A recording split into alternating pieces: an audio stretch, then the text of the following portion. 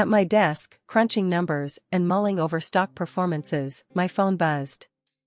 I almost didn't answer, but the name flashing stopped me. Lisa. Hey, long time. We're all meeting up tonight. The school gang. You gotta come, she blurted out, barely taking a breath. I hesitated, my finger hovering over the end call button. I dunno, Lisa. It's been ages, and work's been crazy. Come on. It'll be fun. Plus, everyone's dying to see you. We'll be at O'Malley's. Remember, where Nick puked on prom night? Her laughter was infectious, and despite myself, I laughed too. Fine, I'll be there. But I'm not staying late. The rest of the day dragged. I left the office, my mind a clutter of finance terms and curiosity about the old crew. I reached O'Malley's at 8 sharp, greeted by the familiar scents of stale beer and fried food. Inside, it was like stepping back 10 years. There was Tom, who used to rig the homecoming elections, laughing loudly at the bar. Sarah, the former cheer captain, now a yoga instructor, waved energetically from a booth. And there, in the corner, was Lisa, just as vibrant as her high school self, but with a few more lines around her eyes. Elsie! Over here! Lisa called out, cutting through the chatter and music. As I walked over, the years seemed to peel away. Hugs were exchanged, drinks were ordered, and soon, the evening was in full swing. The stories started flowing, each more embellished than the last. We recounted the senior trip fiasco, the prom disasters, and every ridiculous prank pulled by our class clown, Nick. It was during a lull in the conversation, while everyone was laughing about Mr. Benson's infamous biology pop quizzes, that I noticed him. Jason. He was off to the side, nursing a beer, looking nothing like the football star he once was. His eyes were tired, his smile forced. Curious, I nudged Lisa, nodding toward him. What's up with Jason? He seems off. Lisa's eyes sparkled with the promise of juicy news. Oh, girl, you haven't heard? It's a mess. He's just split from Mara. You remember her? Drama queen extraordinaire. They'd been on and off for years. This time, she went ballistic at a party, caused a scene, the whole shebang. Heard they're done for good now. Crossing the room, I could feel the shift in atmosphere, the laughter from our group dimming behind me. I reached Jason, who looked up, surprised. Hey, Jason. It's Elsie. From calculus? He smiled, a genuine one this time. Elsie. Wow, it's good to see you. How've you been? We've all been catching up. Sounds like you've had a rough time, I said, getting straight to the point. Jason's face fell slightly, the smile fading. Yeah, it's been complicated. Mara and we tried, but it was too much. Too much fighting. I nodded, unsure what to say. The silence stretched uncomfortably before he added, but hey, enough about my sob story. What about you? Still into numbers and all? I laughed, relieved to switch topics. Guilty as charged. I'm an investment analyst now. Lots of numbers, lots of coffee. We reminisced about old teachers and tougher exams, the conversation easing into comfortable territory. As the night wore on, and the crowd thinned, Jason and I found ourselves last to leave. Want to grab a coffee? For old time's sake? He asked as we stepped outside. I thought of my early meeting, the stack of files on my desk. Then I looked at his hopeful face. Sure, why not? The morning after the reunion, my head was buzzing, not from the drinks, but from the whirlwind of reconnecting with Jason. The coffee we had together wasn't just any old catch-up, it felt like something was reigniting, an old bond that wasn't fully explored back in our school days. When I got to work, there was a text waiting for me from Jason. Lunch today? My treat. I agreed, curious about where this sudden reconnection might lead. We met at a little diner halfway between my office and his, a place filled with the clatter of dishes and the smell of grilled cheese. The waitress came over, and we ordered. I noticed Jason kept glancing at me, like he had something on his mind. As soon as the waitress left, he leaned forward. Elsie, I'm gonna cut to the chase. I really enjoyed last night, and not just because you're easy to talk to. I feel comfortable with you, you know? It's refreshing, especially after all the drama with Mara. I stirred my coffee, choosing my words carefully. I get it, Jason. And I had a good time too. It's nice, catching up without any pressure. That's just it, he continued, his eyes earnest. I don't want this to just be catching up. I was thinking, maybe we could make this a regular thing?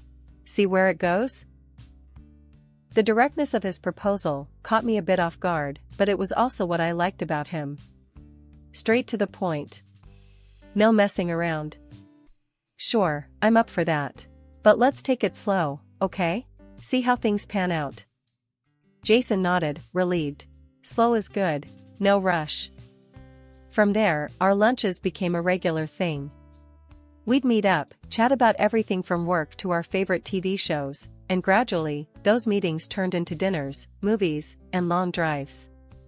It was easy, uncomplicated, and before long, I realized I was looking forward to seeing him more than I thought I would. A few months down the line, on a chilly evening walk through the park, Jason stopped mid-conversation. He looked nervous, which made me nervous too. Elsie, these past months have been amazing. You've brought a lot of peace into my life. I know this might seem fast, but I can't imagine not having you around, he said, taking a deep breath. I waited, my heart pounding, unsure of what was coming next.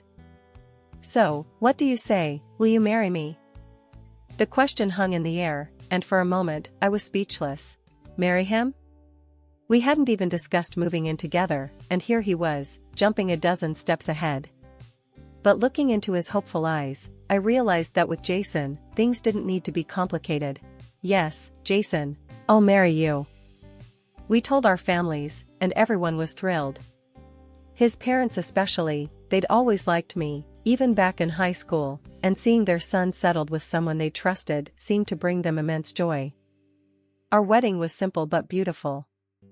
We didn't want anything extravagant, just close friends and family in a little church by the lake. Jason's mom kept wiping away tears, whispering how happy she was that he had found someone so steady and calm. Life after the wedding felt like we were living in a bubble. Everything was perfect, too perfect, maybe. We settled into our routines. I continued crunching numbers at the firm, and Jason dove back into his job in marketing. But as the weeks turned into months, I began to notice changes, small at first, then too big to ignore. One evening, I was setting the table for dinner, waiting for Jason to get home. He'd been working late a lot, and it was starting to bug me. When he finally walked in, I couldn't hold back. Another late night, huh? I said, trying to keep my voice light, but the annoyance was there, loud and clear. Jason dropped his keys on the table, his face tired. Yeah, the campaign's kicking my ass. You know how it is. I guess. It's just, you've been late every night this week. We barely see each other anymore.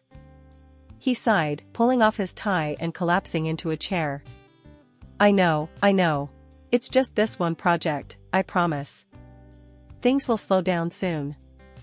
But they didn't. It went from bad to worse. The late nights became more frequent, and our conversations grew shorter. I tried to shake off the growing dread that something was off. Then came the weekend when we were supposed to go see a movie, something we hadn't done in ages. I was looking forward to it, hoping it would be a nice break for both of us. But as we were about to leave, Jason looked uncomfortable. Actually, do you mind if we skip the movie? I'm really not in the mood for a crowd. I was taken aback, feeling a sting of rejection. Not in the mood? Since when do you hate going out? Jason ran a hand through his hair, looking frustrated. I don't know, Elsie. I just want a quiet night in, okay? Is that too much to ask? That night, we sat on opposite ends of the couch, the tension thick. The silence was broken only by the TV, which neither of us was watching. I felt a million miles away from him. Weeks passed with more of the same. Cold dinners, colder conversations. Then, one night, out of nowhere, Jason's mood swung back. He came home with flowers, a bottle of wine, and a big smile. "Let's have dinner out tonight, babe. Just like old times," he said, his energy almost too much. I was hesitant but didn't want to push him away when he was finally making an effort. "Sure, that sounds great." Dinner was nice, and for a moment, I thought maybe we were back on track. But the highs were just as quick as the lows, and soon, he was back to his distant self. One evening, trying to break through to him, I confronted him again. "Jason, what's going on? You swing from being loving to barely talking to me. Talk to me, please." Jason looked at me, and there was a weariness in his eyes I hadn't seen before. "I'm just tired, Elsie. Tired of the same old routine. We do the same things, talk about the same stuff.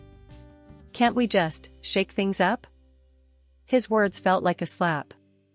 "So, what, I'm boring you now, is that it?" "I didn't say that," he retorted quickly, but the implication hung in the air, unsaid but clear. The conversation spiraled into a full-blown argument, voices raised, words that couldn't be taken back. "I don't know what you want from me, Jason. I'm trying here, but you're giving me nothing," I yelled, frustration boiling over. "And I don't know what you want me to say, Elsie. That everything's fine? Because it's not," he shot back. It was just after 7 when Jason walked through the door, unusually late again. This time, something was different. His face had a scratch, not deep, but noticeable enough to make me stare. "What happened to your face?" I asked as he tried to sneak past me to the bathroom. He avoided my eyes, splashing water on his face.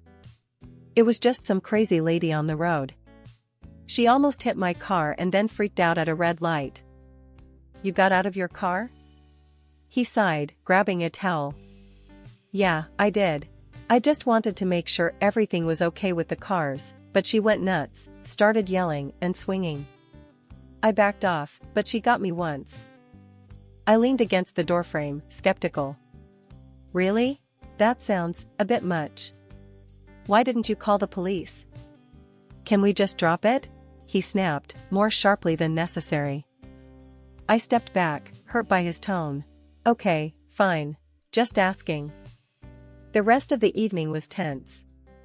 We ate dinner, mostly in silence. I couldn't stop thinking about the scratch, his story not quite adding up. My mind raced with doubts and what-ifs. A couple of days later, while Jason was at work, I couldn't shake the feeling that something was off. I decided to do something about it. I found myself driving to the cafe where he often went for lunch, telling myself I was just in the neighborhood. I spotted him through the window, sitting across from a woman.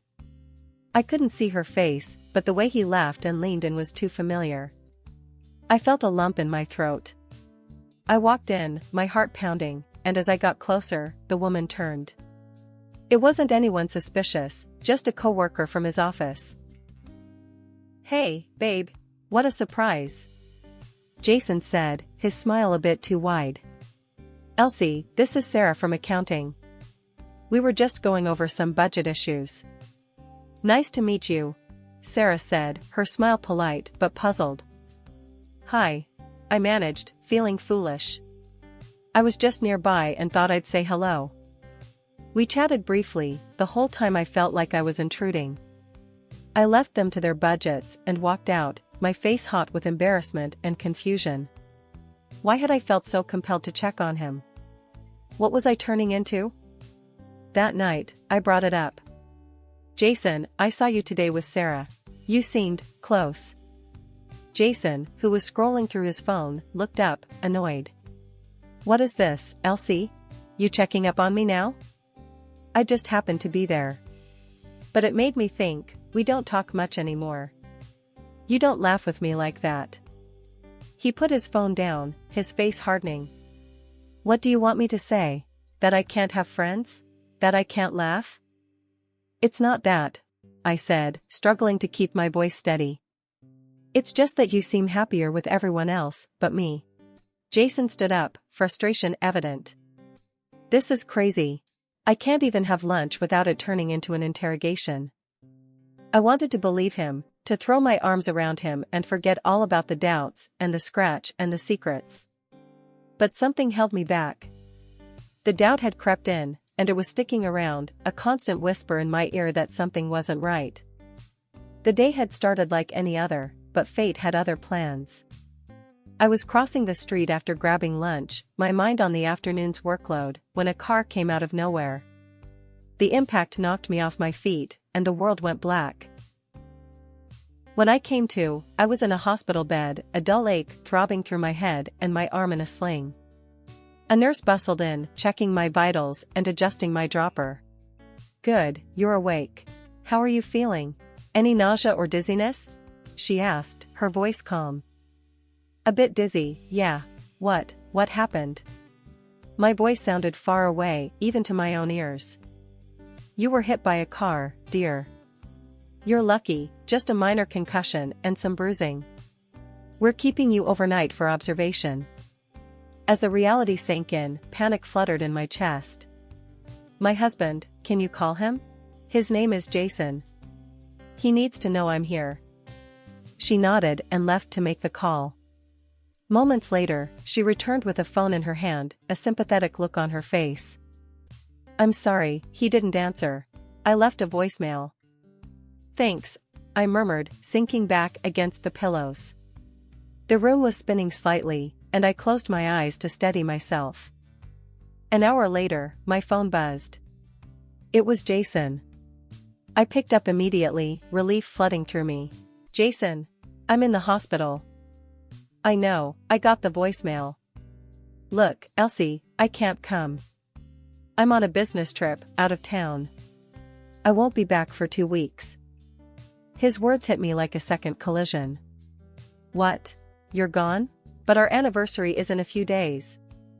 I know, it's bad timing, but I had to take this trip last minute. It's important." "Jason, I need you here," I said, my voice breaking from both pain and betrayal. "I'm sorry, Elsie. There's nothing I can do right now." The call ended abruptly, leaving me staring at the phone in disbelief. Tears welled up, not just from the physical pain, but from the sharp sting of his absence. The next morning, my mother-in-law, Judy, showed up with a small bag of my things. She was flustered, her usual composure shaken. "Oh, Elsie, dear, I came as soon as I heard. How are you holding up? Jason told me about his sudden business trip, such unfortunate timing." Her words, meant to comfort, only fueled my growing suspicions. "Judy, do you know where he went? What this trip is for?" She shook her head, her brow furrowing. "No, dear, he didn't say much, just that it was urgent. You know how his work can be." Something didn't add up. I thanked Judy and waited for her to leave before grabbing my phone. I dialed Jason's office, my heart pounding. "Hi, this is Elsie, Jason's wife. Could you please tell me where he is? I was told he's on a business trip." There was a pause on the line, then confusion. "Business trip? I'm sorry, but he's not on a business trip. He took personal leave. Said it was a family emergency." I hung up, the room spinning faster than before. Tears blurred my vision, not just from the pain but from the bitter taste of betrayal. Was there even a business trip, or was it all a lie? Lying in the hospital bed, the dull hum of the ward in the background, I picked up my phone. I dialed Lisa, who could always be counted on for the latest scoop. "Hey, Lisa, it's Elsie. Quick question, have you heard anything about Jason lately?" I asked, trying to sound casual. Lisa didn't hesitate. "Oh, Elsie, I hate to be the bearer of bad news. Jason's been seen around with Mara again. It looks serious this time." Her words hit me like a ton of bricks. "Mara? Are you sure?" "Yeah, they've been hanging out a lot. Saw them myself just yesterday. It's definitely back on," she replied, her tone a mix of sympathy and the excitement of sharing gossip. The room seemed to spin a bit faster as I processed what she said. This explained the sudden coldness, the random late nights. He was back with Mara, the ex-girlfriend notorious for her dramatic flare-ups. I lay back, staring at the sterile white ceiling, piecing it all together. The mood swings, his disinterest, his accusations of me being dull, it all made sense now. He was drawn back to the chaos Mara brought into his life, a stark contrast to the stability I offered. I remembered his scratched face, the lame excuse about a road rage incident, and it clicked. That had been Mara's doing, undoubtedly, during one of their fiery arguments. The realization stung. Not just the betrayal, but the ease with which he slipped back into his old patterns, leaving me to deal with the fallout alone, especially when I was at my most vulnerable. I had just returned home from the hospital, still grappling with the whirlwind of betrayal and recovery, when my phone rang. The screen flashed an international number I didn't recognize. Curiosity overtook my caution, and I answered. "Hello? Elsie, it's me, Jason. I need your help." His voice came through, strained and desperate. "I'm in a bit of trouble. We're in Mexico. Mara and we had a fight, and it got out of hand. We're detained by the local police." "You've got to be kidding me, Jason. You disappear with her, and now you want my help?" My voice was sharp, my words clipped. "It's not like that, Elsie. I didn't plan for this. Please, we're stuck, and it's bad here. They're talking about serious charges." I paced the living room, my heart pounding, a mix of rage and a weird sense of duty battling within me. "And what do you expect me to do about it? We need money for a lawyer, maybe some to pay fines. I can't reach anyone else. My parents won't answer." The gall of him, thinking he could just call me up and I'd jump to help after everything. "You think after what you've done, I'm just going to open my wallet and bail you out? Elsie, please. I know I messed up, but this is serious. I'm scared. Goodbye, Jason." I hung up before he could say anything more. I decided to call his parents, not to get them to intervene, but to inform them of the situation. They needed to know, even if they chose not to act. "Mrs. Thompson, it's Elsie. I got a call from Jason. He's in trouble in Mexico." There was a pause, then a weary sigh. "Oh, Elsie, what has he gotten himself into now?" "He's detained, with Mara. He was asking for money, for help, but I can't. I thought you should know, though.